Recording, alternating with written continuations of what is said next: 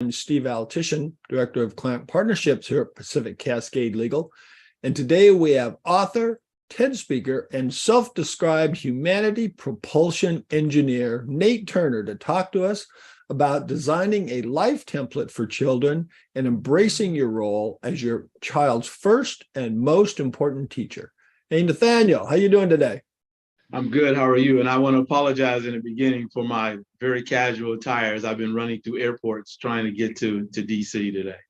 Oh, not a problem. Not a problem at all. I just put on the tie so my wife will kill me. No other reason. I think I'm already I like it. So Nathaniel, can you talk a little bit about yourself? Sure. So you're going to call me Nate, right? Because Nathaniel means I'm usually in trouble. And I'm not going to be in trouble with my buddy Steve today. So I'm Nate Turner. I'm originally from Gary, Indiana. I am the husband of one wife. And I'm the father of one son. And as I jokingly say, if those relationships don't work out, I'm done. So that's me in a nutshell. Who am I? I think Steve's like the most important word to me in all of the human language is the word who. I don't think we spend enough time with that. Certainly, we're not going to do that for your show, but I think who is important to me because it shows up everywhere once we are no longer here.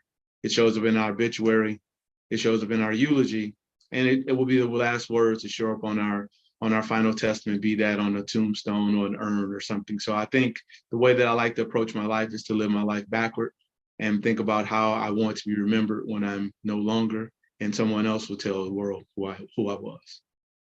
I love that. I love that. And then that kind of leads into, let's kind of start, not with the how, to design a template necessarily, but, a little bit about with the why. And, I was reading some of your articles and I really love the one where you were talking about, where it's past time that parents live up to their time-honored belief that they are their children's first and most important teacher. And it reminded me, when our kids were really young, we started reading books to them. And that was way even before they could read. But I imagine you're even talking about more than just that. Yeah, absolutely. So schools always say that parents are their children's first teacher. And yet parents typically have no equipment, have no training, have no coaching. We have very little skill level. To be that, to not only to be a teacher, most of us don't know what we're doing to be a parent. I can remember getting this newborn baby after being in the hospital for like 36 hours, and then they tell you bye, and not knowing what to do with that baby. I knew more about what to do with the car seat than I did what to do with a child. I mean, it's true. I mean, there are we say that there are no instructions, which is really a sad statement, quite an indictment on parenting, that in 2022, we still have more instructions to put in a car seat than we do about helping parents. So I think, parents, in order to be their children's first teacher, parents have to spend some time learning what it means to be a parent. So I think the time is up for us to, going along, always using the same excuse that there's no book or there's no manual. You talk a lot also about, it's important to understand and maybe change our future. I think you said by changing how we think and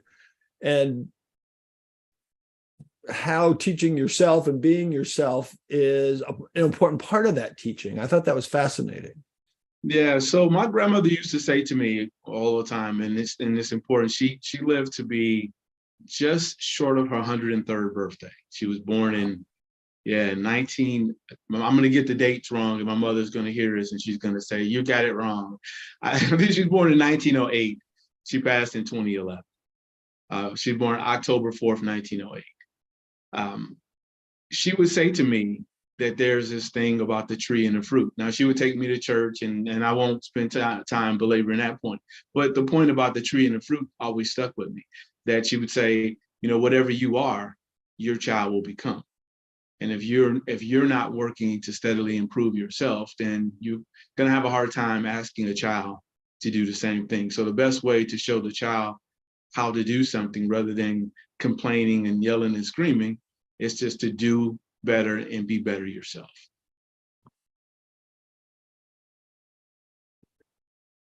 So let's talk a little bit about the how. I mean, I totally get that. I mean, it's got to do, I would imagine, not just with you and yourself, but the people you're around, and kind of, the circle of people that you have around you. Yeah, I may not have made that analogy clear, so I'm going to clarify it, and then I'm going to add the additional parts that you just mentioned. So like the tree, if you plant the seeds for a tree and the tree grows, and let's say we plant an apple tree, that apple tree is going to need a few things to happen. One is going to need great amounts of water for it to grow. It's going to need a certain amount of fertilizer. It's going to need a certain amount of sunlight. At some point in time, that tree is going to grow, and we hope that that tree then will produce really great fruit. But the tree's not going to produce really great fruit unless the elements were in place for the tree to be great in the first place. I mean, we rarely ever see a tree that is falling apart with a piece of great tasty fruit on it. And so that's sort of the same way with children. We have to create an ecosystem for children that sort of like the wind and the rain and the sun and the soil that allows a child to be great. But oftentimes that happens when the parent has its own great ecosystem that encourages them to be great first. I love that analogy. As a person who's killed many trees and plants, yeah, I totally get where you're coming from. So how do we put this into action? What are some things we can do? I think the very first thing I say to parents all the time is that you have to think about where it is and who it is that you want your child to be. If you want, for example, if let's say your minimal goal was to figure out how to get your child to college, I'd say, well, what college do you want your child to go to? And do you want to have to pay for tuition? And is this a large school or a small school or public school or private school or a Ivy League school or a historically Black college or university or minority serving institution? You have to decide where it is that you want to go. And like a GPS, if I was going to come visit you, Steve, I'd say, Steve, where are you? I'm going to drive out to Oregon, Washington. Oregon. Okay, Oregon. See, I was already lost. And so you would give me the address and I would put it into my phone. And the phone would then tell me which directions to go.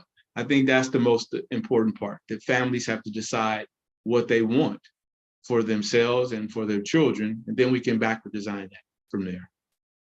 I love that. I love that. I know that you work with a lot of fathers, and you talk about how, sometimes they can struggle with this. When should they,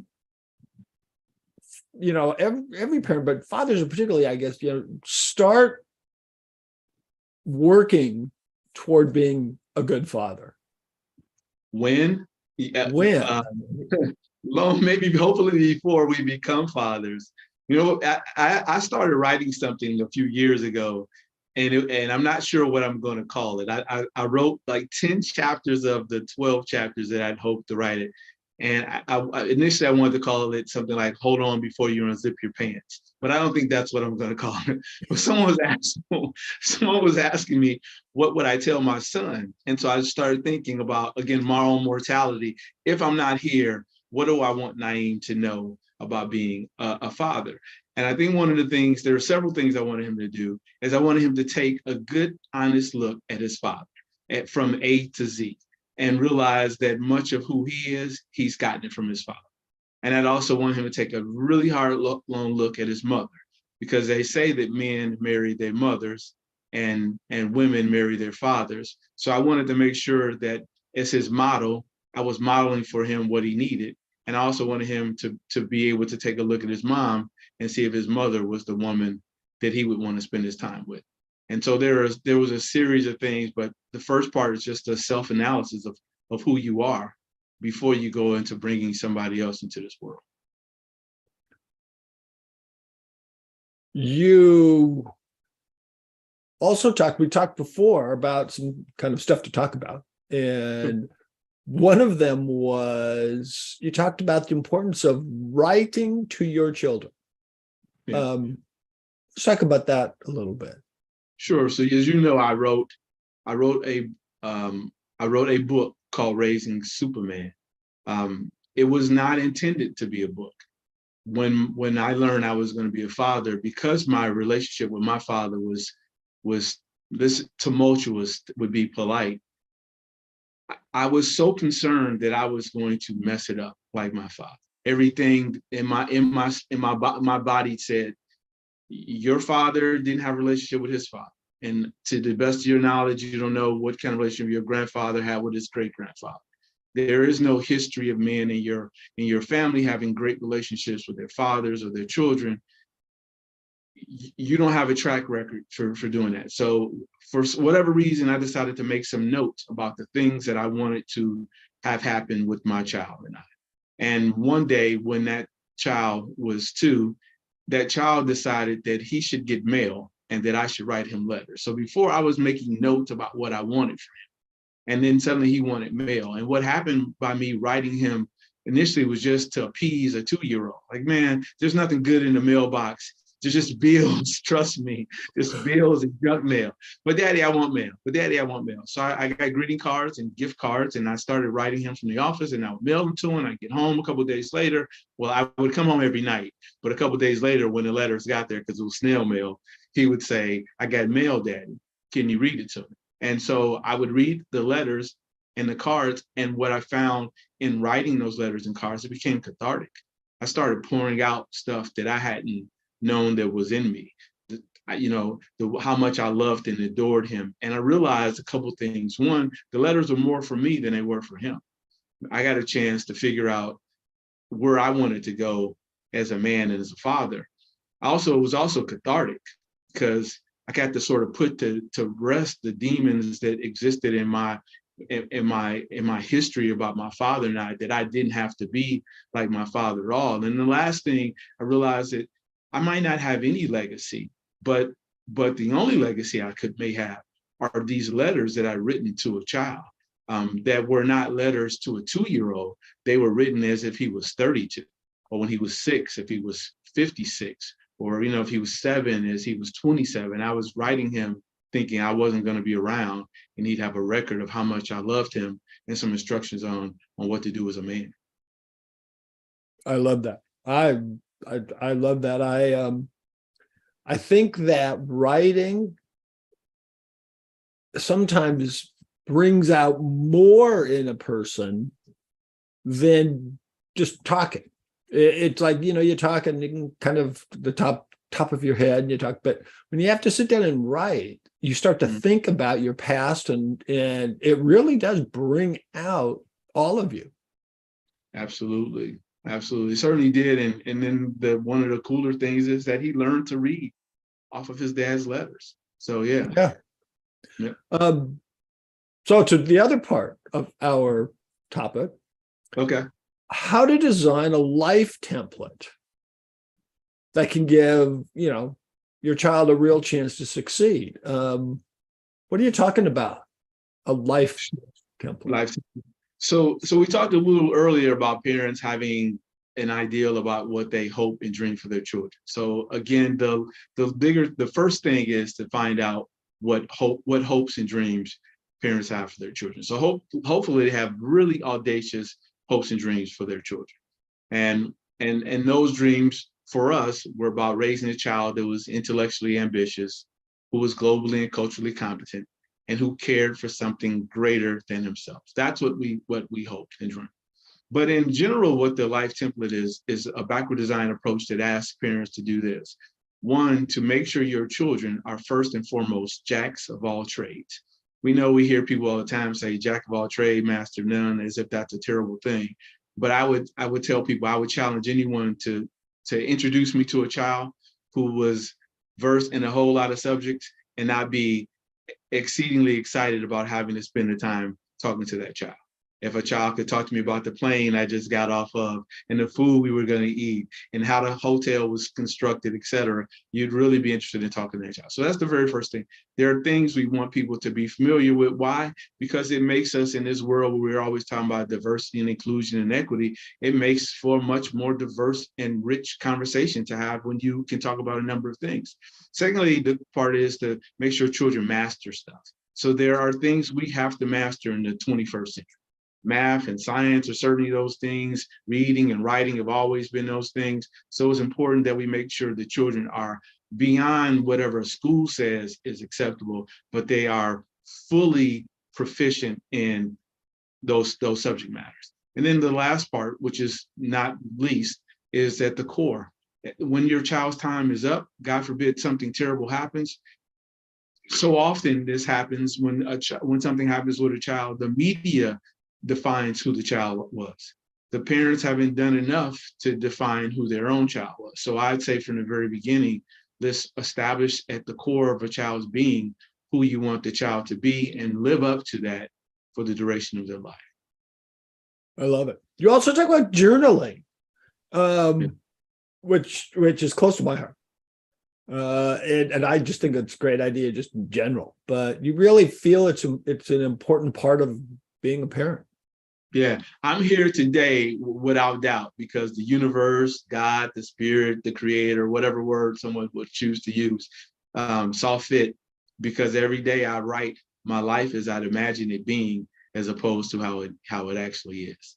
And I do that through what I call journaling forward. So most people journal and write about something that happened in the past, maybe something they didn't like. I think that's an effective thing to do if you're looking for clues on how to be better.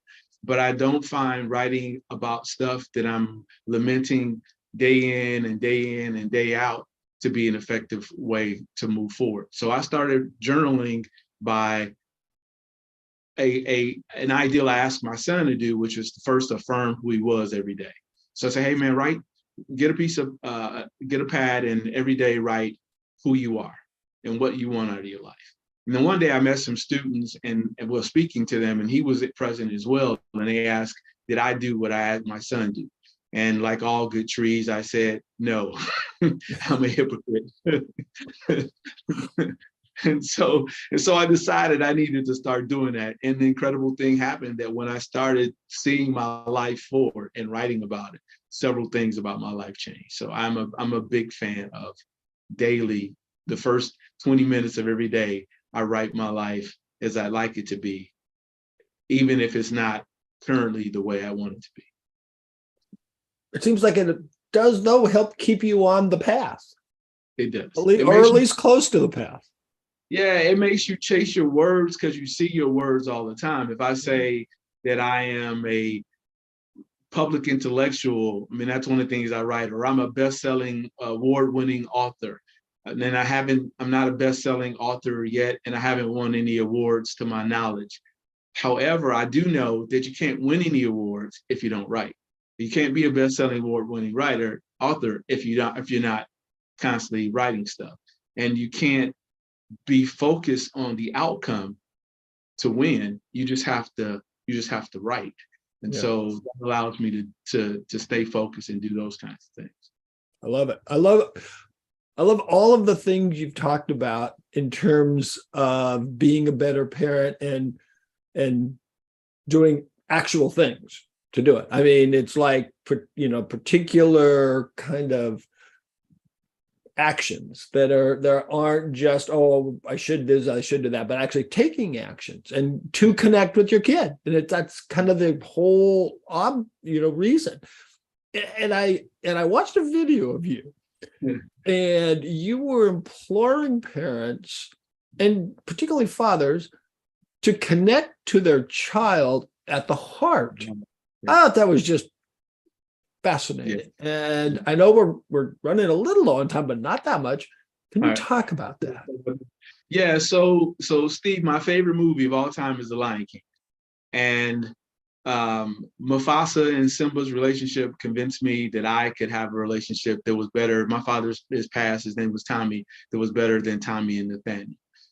When my son was the home, I think the second day home, my wife was exhausted, and there was this moment where I had this baby and I wanted to take the baby and give the baby to her because I didn't know what I was doing.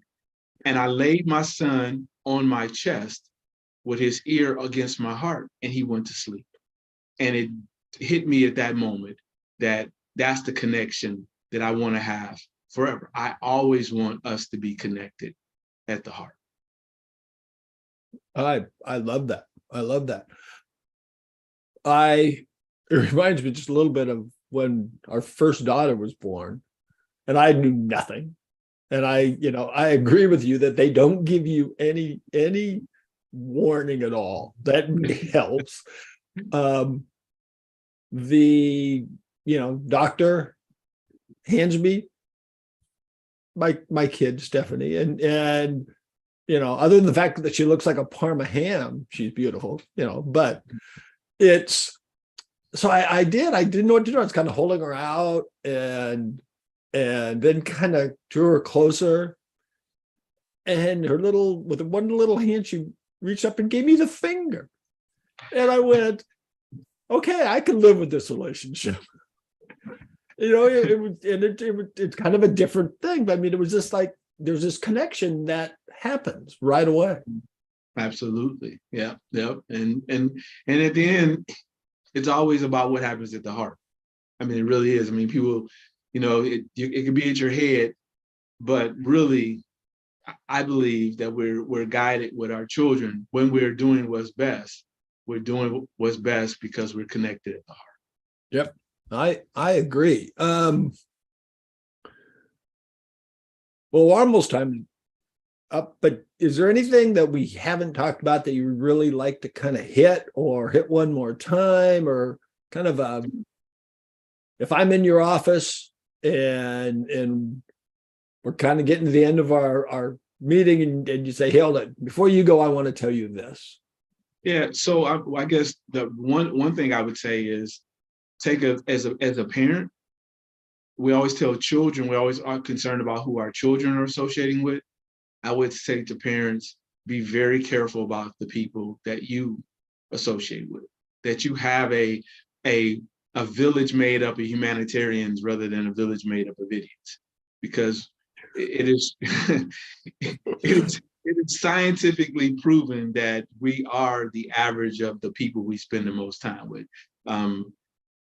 Robin K. Dunbar says, Dr. Dunbar says it's a number of 5, that 5 people are responsible for 40% of everything we think, we consume, et cetera. We can add an additional 10 people, 15 people to make 60%. Jim Rohn used to say you're the average of the 5 people you spend the most time with. Pick whatever number you want to pick, but it is true that we are influenced by the people that we surround ourselves by. And if we're around people who don't love their children equally, who don't want your children to be successful, who are tugging at you and keeping you from doing the kinds of things you need to be doing to help your child be successful, it is unlikely that your child is going to be successful. So I'd say, be very particular about the people that not only do you allow in your child's life, but you allow in your own life. I love that.